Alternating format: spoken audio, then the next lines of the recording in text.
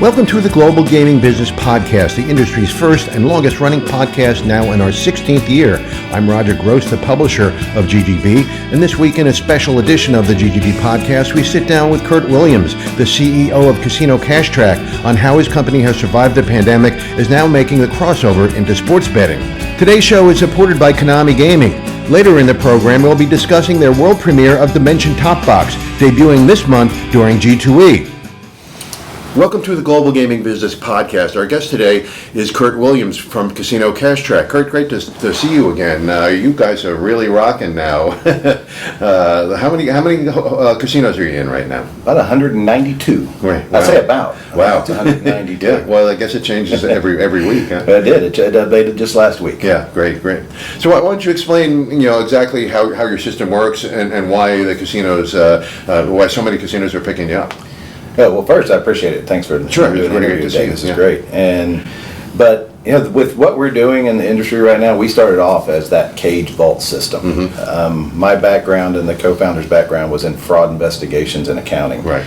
And that's how we started in the casinos. And what we looked for was a way to create an audit trail around the transactions that happen in and out of the casino. Okay. And what that led to was once we got that audit trail and we could really follow those transactions, we got over to the accounting side, and we worked with all of those different revenue audit and accounting groups in the casinos with our early customers, and it really turned into what is now what we call CAS, the Casino Audit System. It's the only one in the industry.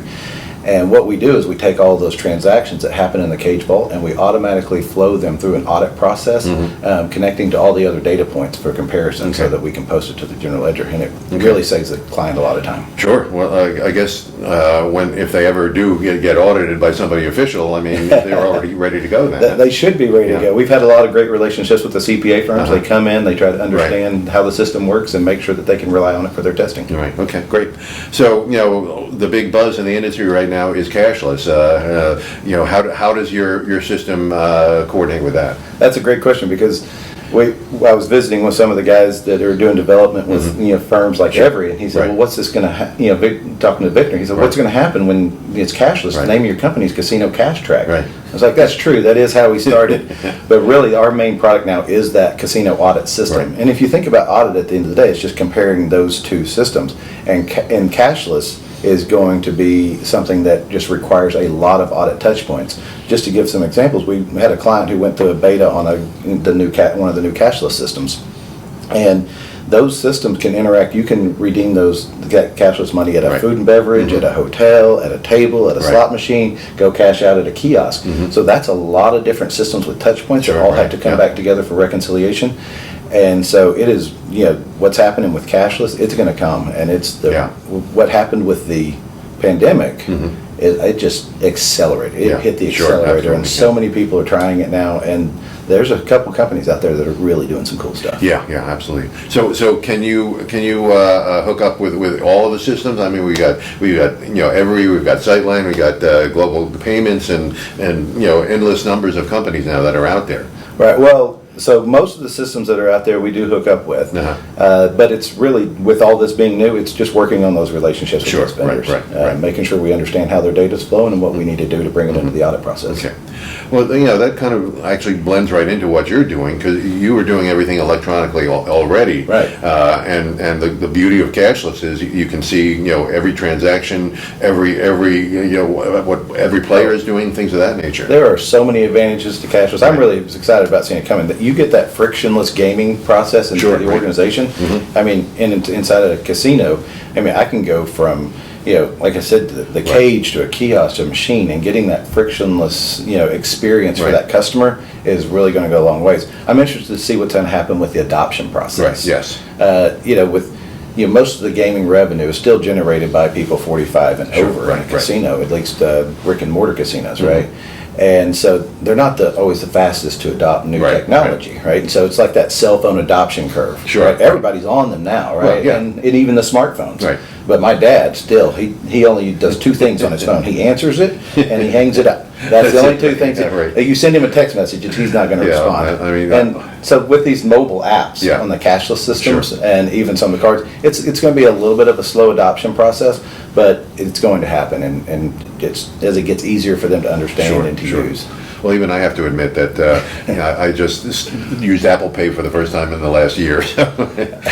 Well, I just watched you hook up a camera and set up recording and using your iPad to get everything going. So that's the hazards of the job.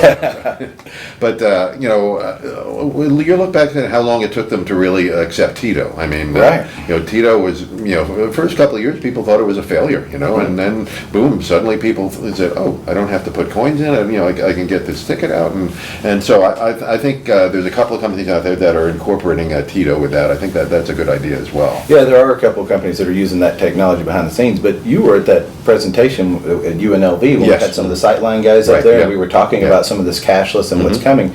And one of the topics was the adoption, that curve of what that adoption cycle was for Tito back in the day. And now, if you look at it, I mean, it's just almost every single transaction is Tito. Very few cash transactions are happening already, but eliminating that Tito and going completely cashless is going to provide. Yeah, and again, just using a phone. I mean, I remember the first time I used Apple Pay. I said, well, why is it working? You have to click it twice. So.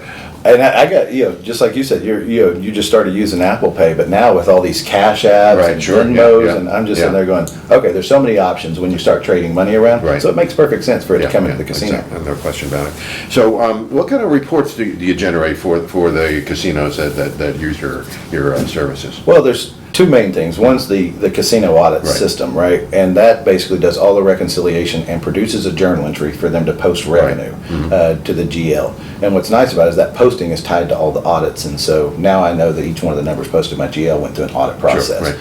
And so that's the big part on the CAS side. But one of the things that we rolled out 2 years ago is a product called I-24. And it just means Insight 24. It's a daily operating report. So what we realized after we went through the audit process and we connected all those systems for audit, it's like there's a management need for this data, not just a financial need, but a management need. So what we do now is we take all that data from all those different points and we produce a daily operating report. But it's an interactive daily operating report that allows you to drill down into the details.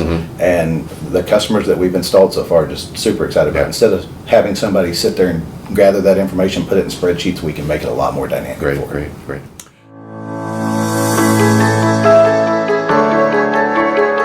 One of the most surprising games out of G2E this year was a slot series called Cash Parade from Konami. It made its world debut at the show on the Dimension Top Box. Cash Parade is a 5-reel game on the machine's lower 27-inch display and a festive parade of lights blanketing the upper 49-inch portrait displays. So it merges a familiar spin-by-spin chase with fun top-screen bonuses animated across all connected machines. A real exciting expansion for the award-winning Dimension line. To learn more, visit KonamiGaming.com. Now back to our podcast. So the other buzzword in the last few years has been sports betting. How has that impacted your company? Well, it's totally cool. We didn't know what to expect when it came out. And so a lot of those systems are not, when we first started with the casino audit system, it was the servers were on site, all the data was on site, and we could connect to it. So these sports betting systems are not, they're cloud. So we're building out APIs and things like that for them. One of the really cool things that we just went live with FanDuel at a brick and mortar at the Phoenix Sun Stadium. So when they're not in a casino, they're over there, and we got introduced to them, and now through the casinos, when we went over at the Philadelphia, the live property there, they had FanDuel in their vaults. And so they saw the product and they saw the process, and so they wanted to integrate it into their brick and mortar facilities as well. But what's happening on that sports betting side and all the different options they have, it really fits just perfectly in, right? Because there's transactions, there's betting kiosks that have to be reconciled, and there's additional journal entries that need to be pushed into the GL, as well as going through that audit process. Do you think there's applications for the online betting for sports books? We haven't explored that yet, but we'll see what happens. I can see. I mean, they need these kind of reports you're putting out, just as much as a casino might. Yeah, the value really for us is especially for properties that have, casinos have multiple systems, right? There's not one system that controls the entire property. So the more systems that you have that you need to bring all that data together for different purposes, Right. that's really where our skill set lies. Yeah, no question. So, you haven't really looked into online casinos either, I guess. No, we haven't spent any time on that yet. Yeah. Not eliminating them from the Sure, of possibility of course. the future, but I haven't spent Yeah. any time on it yet. Well, it sounds like you're pretty busy, doing your normal things, but Right. but yeah, we were talking about your company is growing so quickly. You just are broke ground for a new office in Tulsa, right? That's right. Yeah.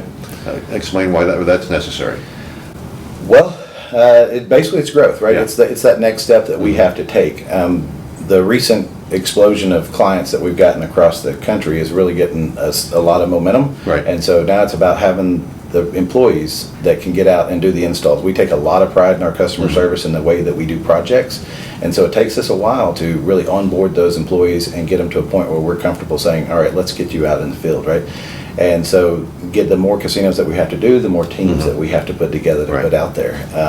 We're improving, our development process across the board. We're, our QA process for the software, and then those professional services that Sure. we have to do. So when we go into a property, we have to go through an entire process of understanding how they're doing everything now and making that transition. So the number of employees that we need to do that is just climbing. Yeah. And so this gives us a real opportunity to grow and stay together right there in Tulsa. Okay, so, and you're designing this whole building that will suit your needs, I would imagine. It was a neat process, and Yeah. I got lots of employees from the company to help me out with that Yeah, design right. process. I didn't want them to come back and say, "Well, that was a really bad idea, Kurt." right. And so, if it was a really bad idea, they had their opportunity Right. to look at it. But it was really fun to design, and we created a lot of indoor-outdoor space. So we got like large garage doors That's that open great, up to yeah. a patio, so Yeah. the conference room can be both an indoor-outdoor space.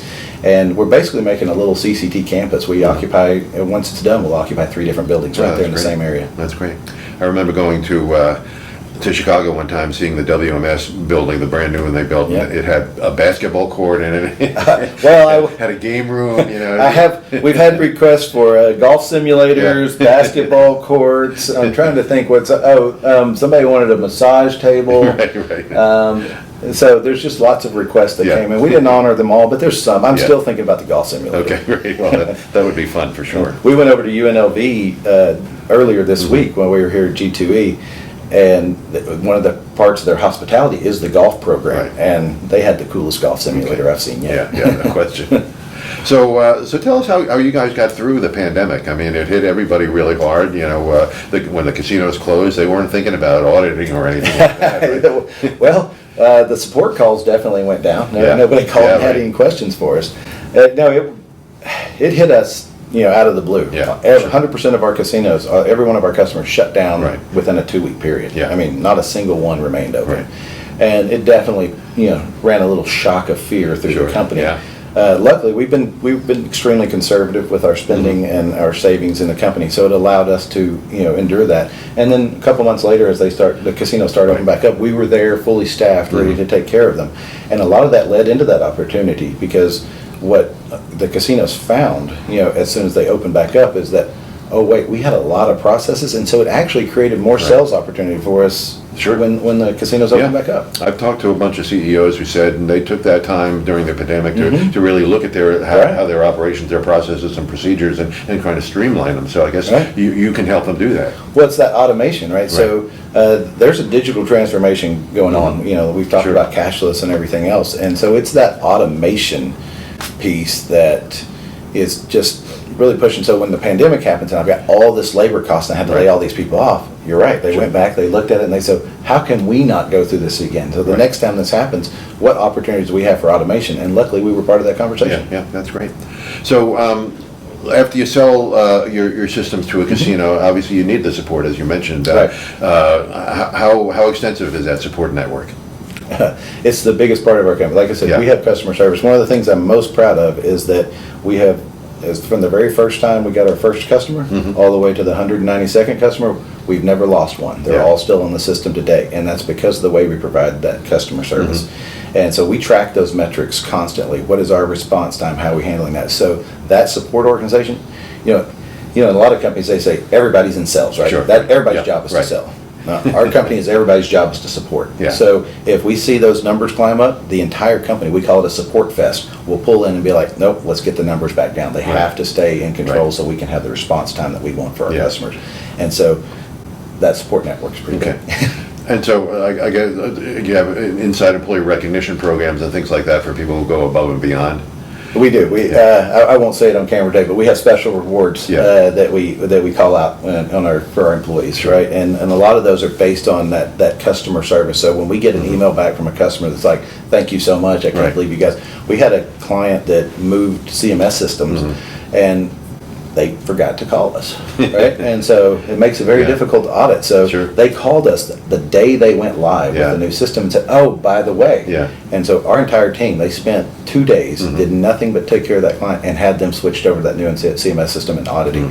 And the email that we got back from that CFO was just, and so that really, the team that did that, that's that reward system. Great. Well, that's really encouraging for people to hear when there are so many companies out there that just dump a system and forget. Hello, you remember us? And I think that's, when we started the company, it was that customer service, because I was on the operations side, and we struggled with some of those vendor relationships. And one thing that's really cool is, that's going back to, we haven't lost a customer yet. That's because that's where our focus is. We wanted to differentiate ourselves, but we did it with customer service. The software is absolutely amazing, but our team, by far the best. Great. Well, Kurt, it's exciting to see how far the company has come, and congratulations on building it and the new building for sure. And let's stay in touch. I like doing this every year to talk and see where you have. It's been 5 years since we talked last time. I appreciate it. Has it been that long? Maybe it won't be 5 years again. No, let's not do that. Thanks for joining us, and for the viewers, thanks for joining us on the GGB Podcast. Hope you enjoyed this special edition of the GGB Podcast with special thanks to Konami Gaming. Reach out to your Konami rep to learn more about the latest slot series coming soon, or visit them online at KonamiGaming.com. To learn more about casino cash functions, visit GGBmagazine.com. For all the news of the gaming industry delivered to your desktop every Monday morning, sign up for free at GGBnews.com by using the coupon code GGB180. Don't miss any GGB podcast. Subscribe on iTunes or Spotify today. So we'll see you next time on the GGB Podcast.